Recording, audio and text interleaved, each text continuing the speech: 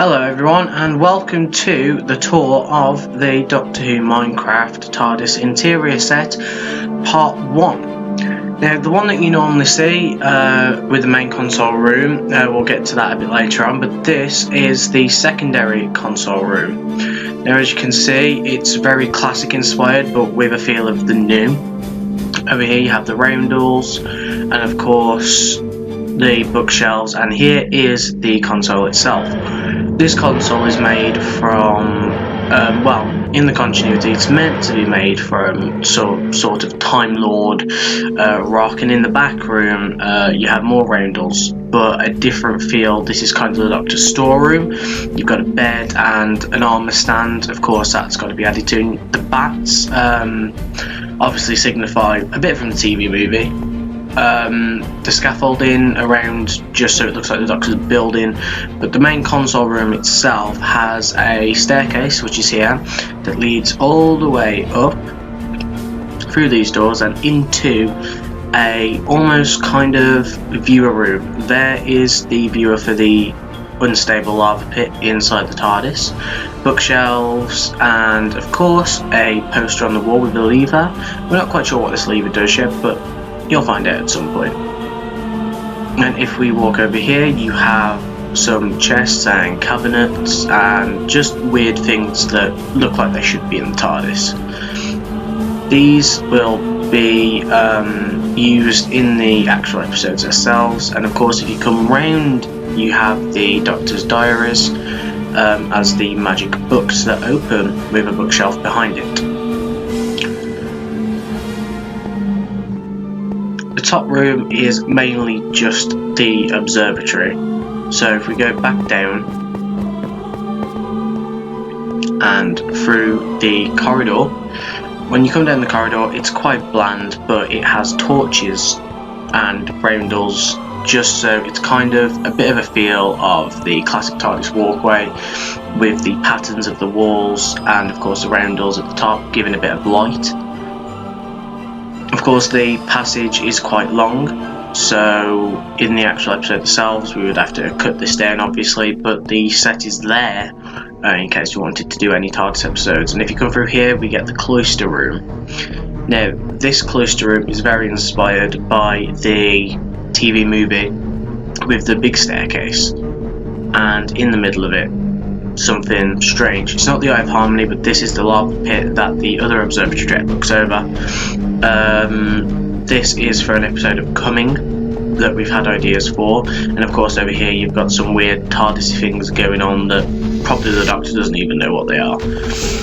The way it's built, it's meant to signify that this room is quite big and sort of the main part of the other TARDIS interior. The lava pit, as I said, it's surrounded by bars and right in the middle of the centre of the room we have a little staircase that leads down, which is easy access for if we want to use it or pursue it in further videos. So if we come through the back right now, we will see another room. Now, a lot of different rooms in this room. This one is a projection point for the Eye of Harmony's power. Now, this one is gated off because of the immense power that produces in the TARDIS. Now, this room leads up the stairs and continues on, so it's a bit bigger and gives more of a interdimensional feel. Over here you've got a bit of scaffolding again and a few boxes. These hark back to the Doctor's wife with the little cubes, and here you've just got a few mini power boxes and random things. And if you come in here, of course, we have a TARDIS bedroom. Again, the Eye of Harmony continues upwards. It's a bit unsafe to have in a bedroom, but that's just the way it was built. Bookshelves, a weird poster, and of course the bunk beds referenced by Matt Smith with Amy and Rory, so this could technically be Amy and Rory's old room. Now the bunk beds are literally just there as a little nod to the Stephen Moffat era. So we just thought, you know what, let's add it in as a little in joke. So what we were thinking was, let's have a bit of this and just make something of this room, and it's good for obviously companions that come in later on in the Minecraft series. Now if we venture back downstairs to the other rooms, you will see there's a door at the side. This room has still got to be worked upon. It's just a blank corridor for now. This is meant to be the kind of the making room where the Doctor would come and use blueprints and a viewer. It's kind of like a mini weird kind of room, but this is the centerpiece of our TARDIS, built by the brilliant Craig Keogh. This bit is the best bit of this TARDIS by far. If you follow me through, you will see that what we have done is we have recreated the Scarlet Productions 14th Doctor TARDIS. Now, this TARDIS interior is the best one we have done to date. Not in the main show, although it kind of is. And in Minecraft, this is the most accurate one to any TARDIS interior that we could build. This was absolutely brilliant. I don't know how he did it, but it was absolutely magnificent. Right down to the last details of the brick walls, the lights in the top of the ceiling, and of course on the other side, which you hardly ever see in the program, obviously because there's a fourth wall. But this is what the other side looks like. Now, if we go back over, you can see that in the corner there is the wooden time rotor, and of course our version of the piano.